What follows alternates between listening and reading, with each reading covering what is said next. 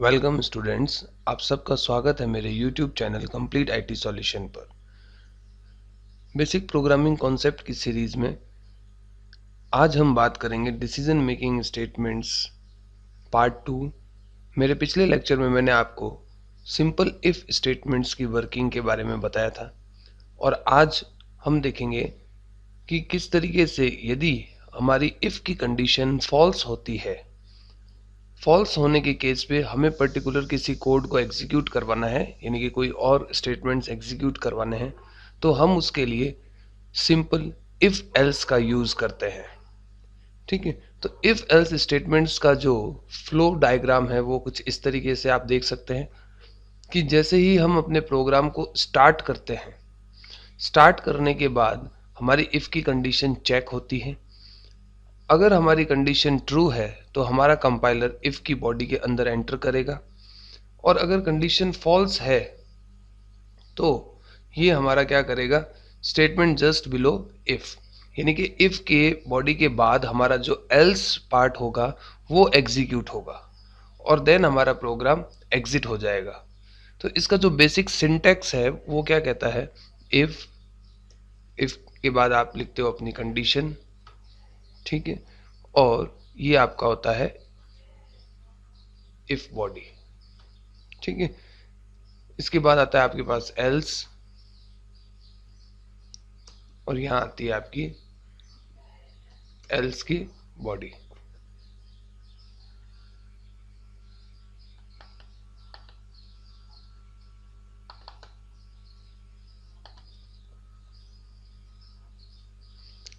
If condition अगर true है तो ही कंपाइलर क्या करेगा, इफ की बॉडी के अंदर एंटर करेगा।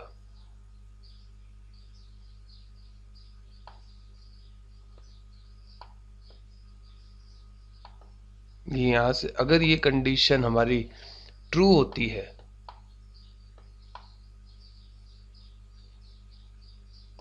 ट्रू होने पे कंपाइलर यहां से इफ की बॉडी में एंटर करता है। अगर कंडीशन फॉल्स है तो यहां से सीधा एल्स की बॉडी में एंटर करेगा। यदि आपके प्रोग्राम में ये एल्स पार्ट नहीं दे रखा तो कोई एरर नहीं आएगी। बस ये है कि आप जो अपना टास्क करवाना चाहते हैं कंडीशन के फॉल्स होने पर वो नहीं हो पाएगा। तो इसे एक सिंपल प्रोग्राम की हेल्प से हम देखते हैं कि किस तरीके से ये काम करता है। तो मैं यहाँ पर एक नई फाइल क्रिएट कर देता हूँ।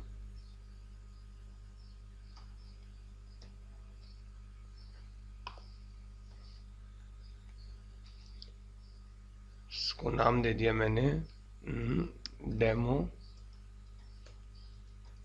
If else dot C.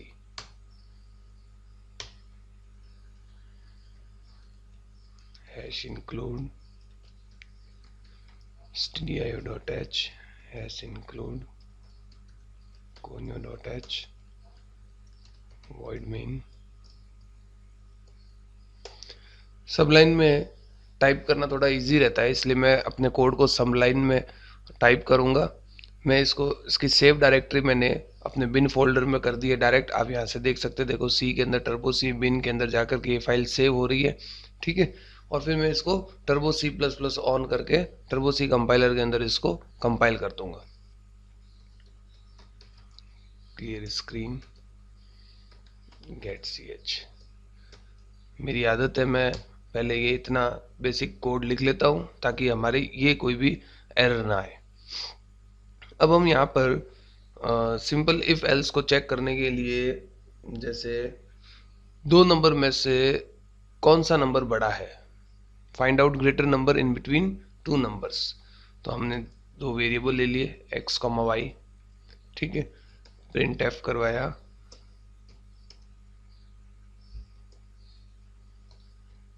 Enter two number, और स्कैन एफ की हेल्प से %d comma M% x comma M% y। ये देखो, ये जो मैंने 8 नंबर लाइन पर ये जो स्कैन एफ लिखा है, ये एक सिंगल स्कैन एफ में दो इनपुट ले लेगा, यानी आपको दो बार स्कैनफ लिखने की ज़रूरत नहीं है। अगर आप यूज़र फ्रेंडली बनाना चाहते हैं, आप जैसे पहले एक प्रिंट एफ कराए, एंटर फर्स्ट नंबर, फिर एक स्कैनफ लिखे, उसके बाद फिर एक प्रिंट एफ दे, एंटर सेकंड नंबर, फिर एक स्कैनफ लिखे, ठीक है। तो उससे 4 लाइन का कोड होगा, और यहाँ पर मैंने जो लिखा है इससे ये 2 लाइन का ही कोड हो रहा है। अब हमारे पास देखो इनपुट्स आ गए। हमेशा डिसीजन मेकिंग का क्या कॉन्सेप्ट है, पहले इनपुट्स कलेक्ट करो। तो इनपुट्स ले लिए वेरिएबल के अंदर, सिंपल इनपुट आउटपुट से अपन ने इनपुट ले लिया। अब हमें डिसाइड करना है कि भाई दोनों में से कौन सा बड़ा है। जो बड़ा है वो प्रिंट करा देंगे, if x greater than y। ये हमारी कंडीशन बन गई। अगर ये कंडीशन ट्रू होती है तो आप नेचुरल सी बात है x ग्रेटर देन y, ये ट्रू कब होगी, जब x y से बड़ा होगा तभी ये ट्रू होगी। तो यहां पर हम प्रिंट एफ में मैसेज दे देते हैं greater number equals to %d comma x, जो बड़ा है उसकी वैल्यू प्रिंट करा देंगे। एल्स अगर कंडीशन फॉल्स हो रही है तो बाय डिफॉल्ट y ही ग्रेटर होगा, greater number equals to %d comma y। और यहां पर हम एक और प्रिंट एफ देते हैं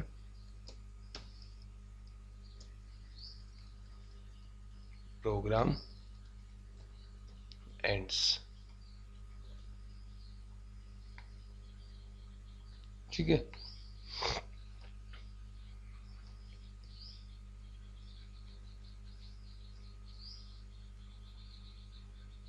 ये आप देख सकते हो पूरा प्रोग्राम।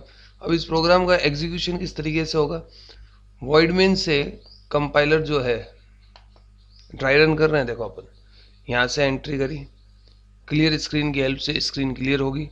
फिर हम इस लाइन पर आएंगे, हमने दो वेरिएबल्स डिक्लेयर किए हैं, कोई सिंटैक्स एरर नहीं है, कंपाइलर ने चेक किया।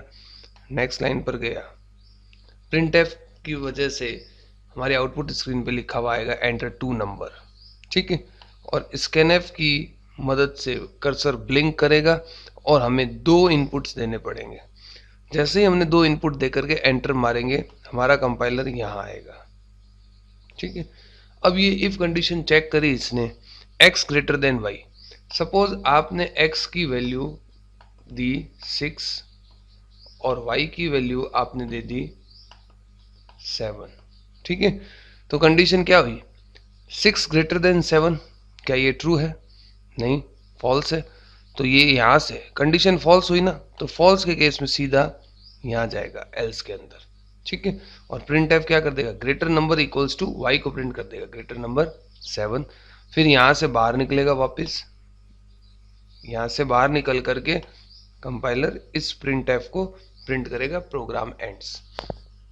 तो आप यहाँ देख सकते हो कि देखो जब यहाँ वॉइड मेन में जब कंपाइलर एंटर हो रहा है तो लाइन बाय लाइन कोड को एग्जीक्यूट करवा रहा है, लेकिन डिसीजन मेकिंग स्टेटमेंट की वजह से कंपाइलर अपने ट्रेडिशनल अप्रोच को छोड़ करके जंप करता है, ठीक है।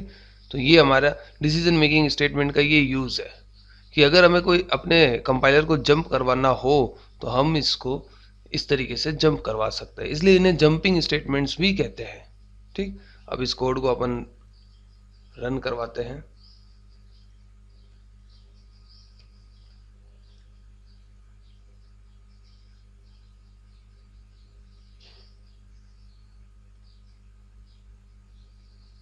ये अपन ने इसको यहाँ पर सेव कर दिया, ठीक है। मैं अपना कंपाइलर खोलता हूँ। ये जो टर्बो C++ जो मैं यूज़ कर रहा हूँ है ना, बहुत से स्टूडेंट्स, मैंने अपने पहले लेक्चर में इसको डाउनलोडिंग लिंक भी दिया था, तो कुछ स्टूडेंट्स ने कहा कि वो उनके चल नहीं रहा है, तो मैं आज एक नया लिंक डाउनलोडिंग का डाल दे रहा हूँ। आप ये कंपाइलर डाउनलोड करके और अपने सिस्टम में यूज़ करिए, ये आपके कोई भी प्रकार की एरर नहीं देगा और इजीली इंस्टॉल हो जाएगा विंडो 10 में भी।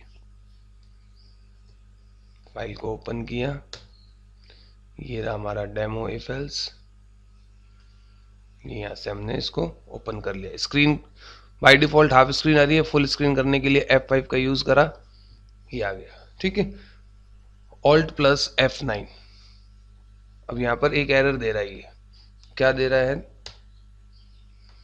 Declaration is not allowed here. जब आप सी का कोड बनाते हैं तो टर्बो सी कंपाइलर आपकी ये एक बेसिक एरर देता है कि आप क्लियर स्क्रीन के बाद में वेरिएबल्स डिक्लेयर नहीं कर सकते, क्योंकि क्लियर स्क्रीन मेमोरी बफर को भी क्लियर कर देता है। ठीक है, तो ये यहाँ पर छोटी सी प्रॉब्लम है, इसको क्लियर स्क्रीन को यहाँ से हटा करके और मैं इसके बाद लिख देता हूँ। ठीक है, ऑल्ट F9 किया, एरर चली गई, control plus F9, enter 2 number. अब जो ये कर्सर ब्लिंक कर रहा है ये स्कैनएफ की वजह से कर रहा है, तो मैंने 2 नंबर डाले, एक डाला 34। ठीक है, ध्यान रखना जब आपकी ये कंसोल स्क्रीन है, जब आप ये कंसोल स्क्रीन पे हो तो आपके जो नम पैड है कीबोर्ड का वो काम नहीं करेगा, तो आपको इनपुट देने के लिए जो ये कीबोर्ड के अंदर स्पेशल सिंबल्स के साथ 0 से 9 तक की डिजिट दे रखी है वो ही यूज करनी है। 12 डाला, एंटर मारा, greater number equals to 34।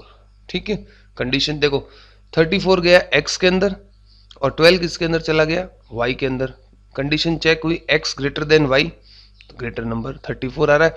Programme ends, जैसे ही वो एल्स वाला पार्ट एग्जीक्यूट नहीं हुआ, लेकिन वहां से सीधा जंप करके प्रोग्राम कहाँ आ गया, लास्ट में आ गया। ठीक है, अब ये जैसे प्रोग्राम एंड्स, ये हम चाहते हैं कि ये अगली लाइन में आए और आपको पता भी चले कि कंपाइलर इफ की बॉडी में जा रहा है कि एल्स की बॉडी में जा रहा है, तो इस प्रोग्राम को थोड़ा सा और यूजर फ्रेंडली बनाते हैं हमने यहाँ क्या किया कि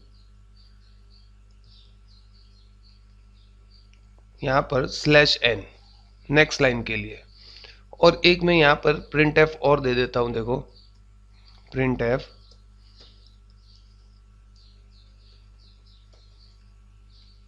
I am in if body /n। ठीक है, /n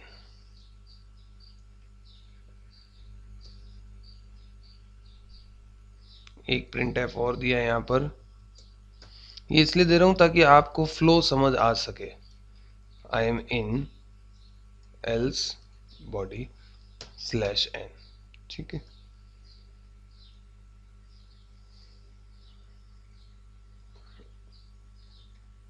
प्रिंट एफ